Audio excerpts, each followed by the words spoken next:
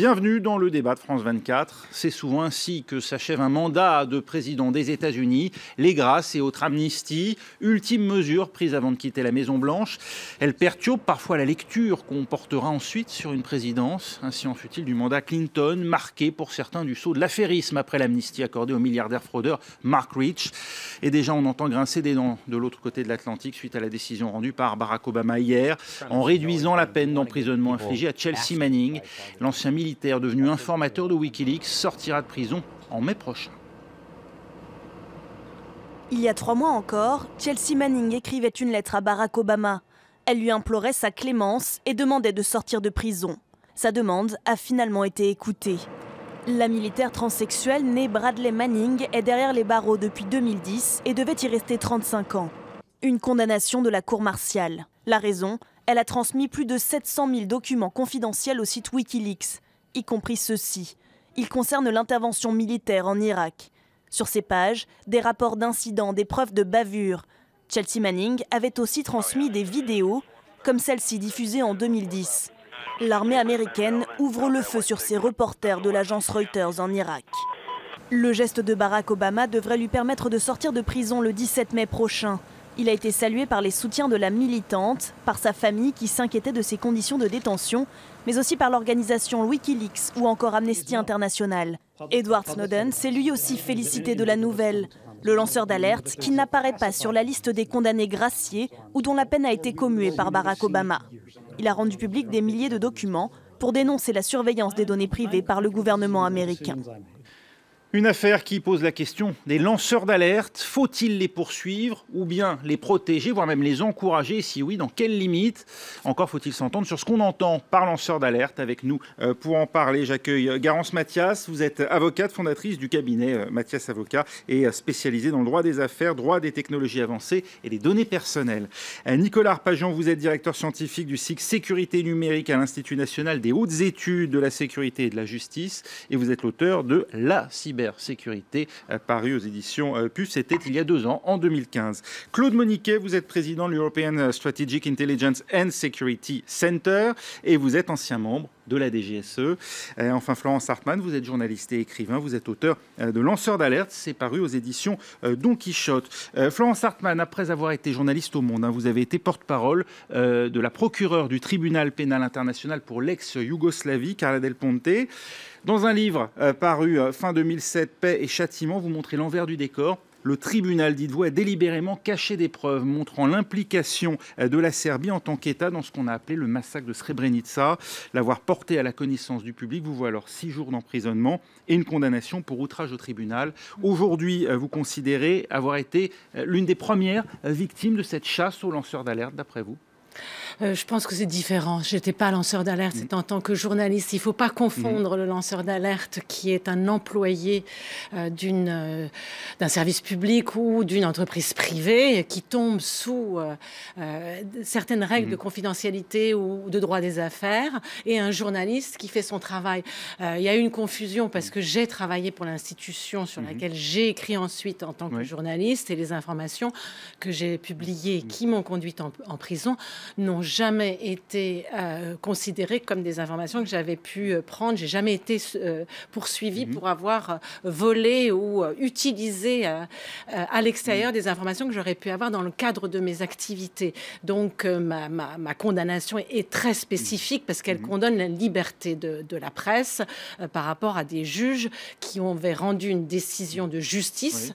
C'était pas des documents confidentiels, c'était une décision de justice qui était critiquable. Donc c'est le travail de tout le monde. Les tenants et dont vous avez dévoilé d'une certaine manière. Non, mais j'ai enquêté à l'extérieur parce que mes collègues, quand je suis revenue journaliste, parce que mes collègues ne l'avaient pas fait et que l'information, ils pouvaient l'obtenir.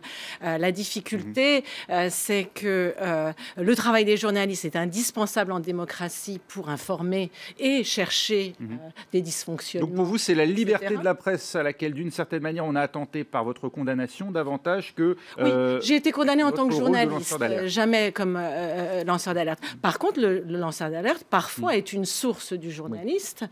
Et ensemble, ils contribuent à apporter cette information d'intérêt général au public. Mais ce n'était pas mon cas. Je n'étais pas lanceur d'alerte. Nicolas Arpagian, il faut établir justement la distinction entre ces différents rôles. C'est un peu toute la difficulté. On a eu une série d'affaires ces dernières années. Il y a eu Irène Frachon avec le Mediator notamment, Hervé Falciani, on s'en souvient, avec les fameux évadés fiscaux d'HSBC. On a vu toute une série de scandales jusqu'à Antoine Deltour et le LuxLeaks, on va en parler dans un instant. C'est là qu'est née l'idée d'avoir un statut ici en France des lanceurs d'alerte. Alors oui, la seule chose, c'est qu'effectivement, on essaye toujours de mettre en balance la défense de l'intérêt général, le service rendu à la collectivité par le fait de divulguer des informations. Il n'empêche que si on prend le texte de 1917 qui accuse justement Chelsea Manning... Oui, un texte américain, c'est un texte qui porte sur l'espionnage. Voilà, mais qui dit d'ailleurs, vous ne pouvez pas vous exonérer de votre responsabilité en invoquant le fait que votre dénonciation est au service de l'intérêt général. Donc on voit bien que on a bien privilégié d'abord le secret plutôt que quelqu'un qui sortirait du rang pour apporter des informations. En tout cas, ce qui est certain, c'est que on se retrouve davantage là sur un terrain de l'émotion quand il s'agit de se poser la question, d'avoir d'une part le courage d'aller contre une institution et puis de dire après tout, au-delà de ma personne, je veux servir une cause plus large. Et ça, en fait, on est dans une appréciation qui est assez difficile à vivre parce que selon les circonstances, on va se dire oui, c'est formidable, c'est du courage, ou au contraire, effectivement, c'est de la trahison. Et c'est pour ça que ça demande d'en faire un vrai sujet de débat et d'explication. Garance Mathias, c'est la finalité de ce que dénonce le lanceur d'alerte qui définit d'une certaine manière la légalité de son rôle ou pas aujourd'hui? En fait, il y a différents critères à prendre en compte pour être un lanceur d'alerte. La loi Sapin 2 qui a été adoptée récemment, donc le 9 décembre dernier, sur la transparence, la lutte contre la corruption et la modernisation de la vie économique, nous donne en fait une définition. Alors qu'avant cette loi, nous avions déjà des statuts de lanceurs d'alerte dans des lois sectorielles, mais on n'avait pas cette définition, elle était attendue. Définition, c'est déjà qui? C'est une personne physique. Une personne physique qui est dite de bonne foi. Alors une personne physique, ça veut par opposition à personne morale, c'est-à-dire qu'une association ne peut pas être considérée, une organisation quelle qu'elle soit d'ailleurs, un groupe de personnes ne peut pas être considéré comme lanceur d'alerte. Et oui, en l'état du texte, effectivement, personne physique qui doit avoir d'autres qualités, d'être de bonne foi et désintéressé. Et le terme désintéressé est un terme extrêmement important, puisque ça veut dire que la rémunération du lanceur d'alerte ne pourra pas être une des conditions pour révéler ces manquements. Donc, je suis une personne physique, de bonne foi, désintéressée, et je vais révéler des actes, des manquements graves, qui peuvent être des délits, qui peuvent être des crimes, qui peuvent être effectivement des manquements contraires à des lois internationales.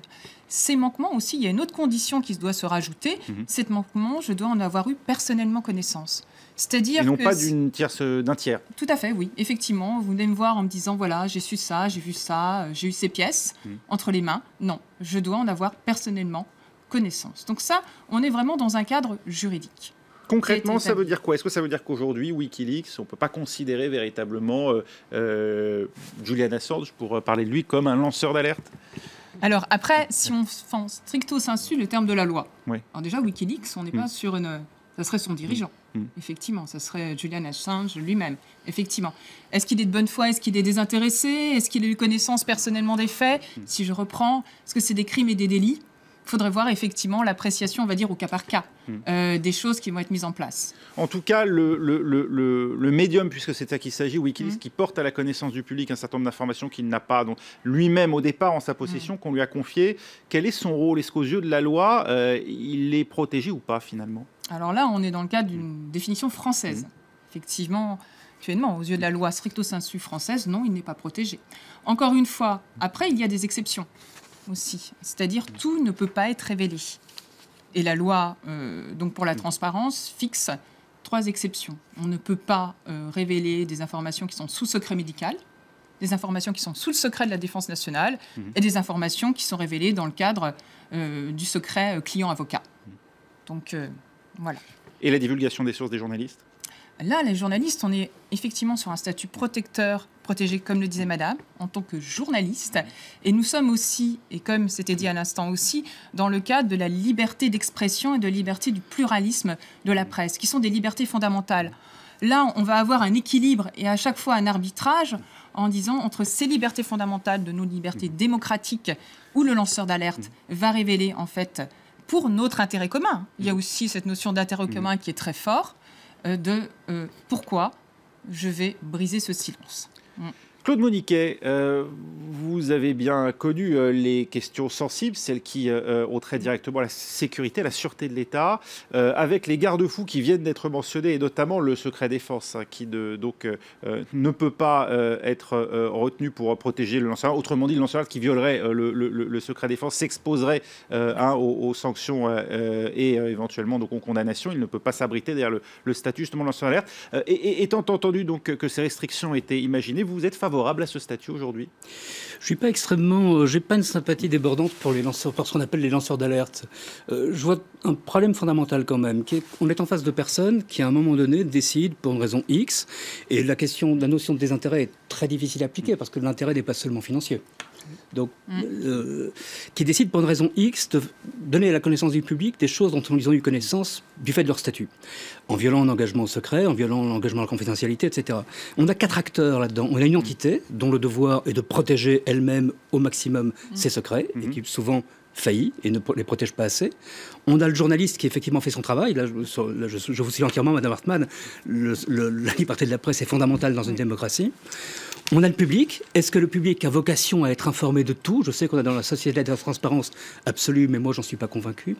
Et puis, on a le lanceur d'alerte, qui est quelqu'un qui trahit ce secret. Et ça me pose réellement un problème. Le secret d'État, justement, qui vient opposer une limite à ce qu'on peut révéler ou pas, et donc au statut de lanceur d'alerte, est-ce que d'une certaine manière, il ne dit pas à partir de quand l'intérêt, à partir de quand la divulgation d'une information viendrait nuire à l'intérêt général? Est-ce que c'est pas précisément ça qui détermine Oui, mais dans une société qui est quand même de plus en plus complexe et de plus en plus globalisée, l'intérêt général ne se limite pas simplement à la défense nationale. Révéler le secret de certains secrets d'affaires d'entreprises, certains secrets sur les investissements, sur des installations, peut nuire à ces entreprises, donc nuire à l'emploi, nuire à la société, etc. C'est quand même beaucoup plus complexe que la simple défense du secret national, qui est clairement, à mes yeux, extrêmement importante, entendons-nous bien.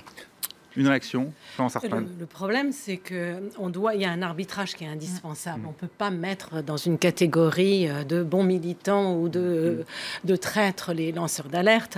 Le secret, la démocratie le définit. Il peut avoir de jolis noms, secret défense, etc. Et qu'on soit à genoux devant, parce qu'effectivement, c'est quelque chose qui est extrêmement important pour notre sécurité, pour la démocratie.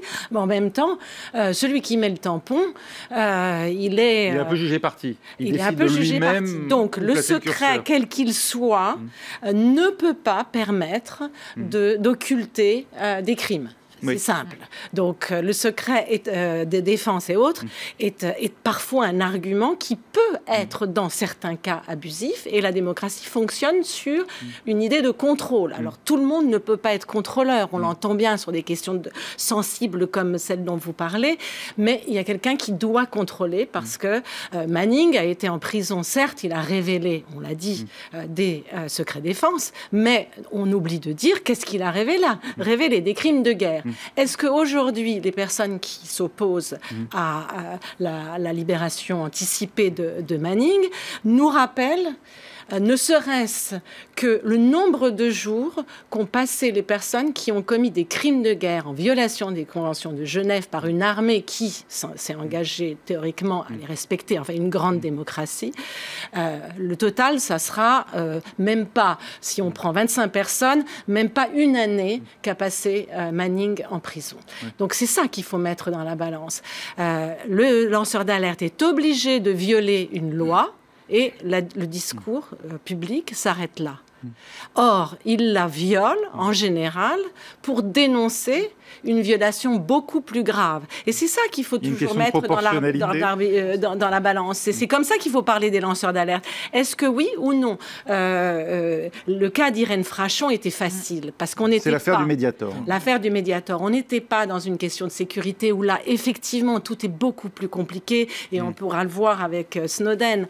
Bon, un médicament, une entreprise, secret des affaires, qui en profite, qui abuse d'un droit qui existe et heureusement qu'il existe, garantissent le secret des affaires, mais qui en abusent pour continuer à garder sur le marché un poison. Un médicament, voilà, dont on sait qu'il tue des patients. C'est pour ça que ce qui est intéressant, c'est la proportionnalité. En fait, on va se retrouver dans l'histoire telle que... On a l'impression que Barack Obama est en train de... a clos une parenthèse, en quelque sorte. C'est-à-dire que, comme vous l'avez dit, il va marquer un peu sa place dans l'histoire. Il a été parmi celui qui a poursuivi le plus les lanceurs d'alerte sous son mandat. C'est-à-dire qu'il y a une dizaine de lanceurs d'alerte qui ont effectivement fait l'objet de poursuites. Donc, on n'est pas du tout dans un monde totalement, comment dire, plaisant de tendresse.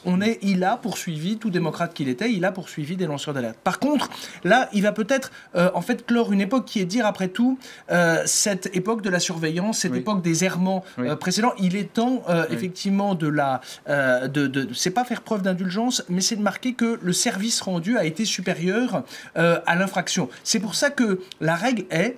Il y a une loi, il y a une règle, nous sanctionnons ceux qui ont enfreint la règle, mais par contre, on a la possibilité, au cas par cas, de muer, en tout cas, de commuer la peine. Et c'est important de dire, après tout, la règle reste la sanction. Par contre, en fonction des circonstances, on peut interpréter. Par contre, ce qu'évoquait la question du désintéressement, se pose la question quand même de la survie, ou en tout cas de l'existence du lanceur d'alerte pendant toute la phase de procédure. On évoquait le cas de Bradley Manning. 2010, il se fait interpeller. 2013, il est condamné. Il a 3 ans de procédure. Donc là, quand il était en détention, évidemment. Mais comment est-ce qu'on vit dans le cas des banques, d'ailleurs? Comment est-ce que les salariés qui perdent leur emploi? Et s'il pose la question du désintéressement et de l'éventuelle prise en charge, sinon rémunération, de leur statut de lanceur d'alerte. Alors, on touche du doigt effectivement un problème essentiel. D'abord, une distinction entre lanceurs d'alerte sur les faits d'État. C'était le cas notamment de Manning. Et puis sur ceux qui opèrent en entreprise. Vous le disiez, Barack Obama a sans doute effectivement en prison poursuivi le plus de lanceurs d'alerte. Il faut dire que c'est un phénomène quand même relativement récent. Et quand on en parlait aux États-Unis à la fin des années 99-2000, c'était pour parler d'entreprises privées comme Enron et WorldCom. À l'époque, il n'était pas question d'affaires d'État comme c'est le cas aujourd'hui. Il y a d'ailleurs une différence de comportement. Est-ce que vous pensez qu'il faut aussi avoir une différence d'attitude envers les personnes selon que, elles révèlent des scandales d'entreprise ou bien des affaires qui concernent l'administration ou l'État, Garance Mathias? Alors, en fait, il faut savoir que cette loi Sapin 2 donc, sur la transparence fait écho à une loi qui a été prise des années avant, en 93, sur la transparence dans tout ce qui était administration publique, dans les affaires publiques d'une manière générale, qui avait été un souhait, on va dire, et qui avait été très longuement apprécié. Donc, on est dans cette continuité, dans ce besoin de transparence. Après, dans le texte actuel, donc voté, où une partie des dispositions ont été sanctionnées par le Conseil et invalidées par le Conseil constitutionnel, notamment sur, et je reviens là-dessus, ce qui a été évoqué sur le désintérêt. Effectivement, il n'y a pas que l'aspect financier, je le partage tout à fait, mais cet aspect financier, on ne peut pas l'occulter. Il y a un coût, il y a des gens qui vont être licenciés, il y a des gens qui va y avoir des procédures, et c'est vrai là-dessus, ça n'a pas été entendu. Après, sur les différences, on va dire, de statut, que ce soit révéler une affaire dite d'État ou révéler des affaires concernant d'entreprises, on va dire, plus privées, la loi ne fait pas de distinction pour le coup. Nous sommes sur une définition générale, ce qui est important aussi. Et on va en reparler dans un instant. On marque une courte pause, on se retrouve tout de suite pour la deuxième partie de ce débat.